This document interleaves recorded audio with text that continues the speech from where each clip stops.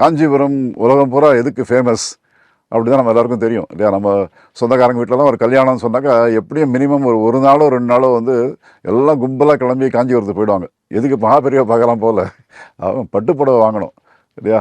காஞ்சி பட்டு தான் வந்து காஞ்சி பட்டுடுத்தின்னு பாட்டெல்லாம் வேறு இருக்குது. ஸோ அந்த பட்டு புடவை வாங்குறதுக்காக அவ்வளோ நேரம் செலவு பண்ணி காஞ்சிபுரத்தில் கடைக்கடையாக ஏறி இறங்கி எல்லாம் பட்டு புடவைலாம் வாங்குவாங்க. அந்த என்விரான்மெண்ட்டில் உட்காந்துருக்கிற ஒருத்தர் இவர் சொல்கிறாரு பட்டு போடாதீங்கன்னு சொல்கிறாரு, பட்டு யூஸ் பண்ணாதீங்க அப்படின்றது அவருடைய ஒரு அட்வைஸாக இருக்குது.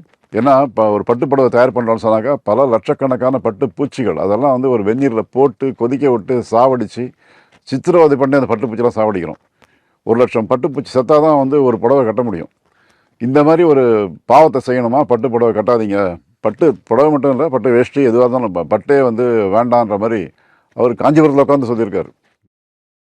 ஆனால் நிறைய பேர் கேட்கறது இல்லை அதை. ஸோ நாங்கள் வந்து நானும் என்னுடைய மனைவியும் அதை எங்களுடைய வாழ்நாள் பூரா அதை ஃபாலோ பண்ணிகிட்ருக்கோம். எங்கள் கல்யாணத்துக்கு கூட நாங்கள் பட்டெல்லாம் பயன்படுத்தலை. எங்களுக்கு எப்போவுமே கதர் தான்.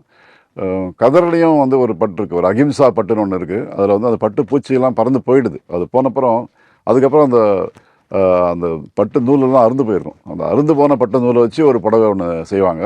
அது பார்க்கறதுக்கு அவ்வளோ குவாலிட்டி நல்லா இருக்க மாதிரி தெரியாது. இந்த நார்மல் பட்டு புடவை மாதிரி அது ஒரு ஸ்மூத்தான ஒரு புடவையாக இருக்காது அது. ஏன்னா அதெல்லாம் விட்டு விட்டால் பிச்சு போன நூல்லேருந்து பண்ணது.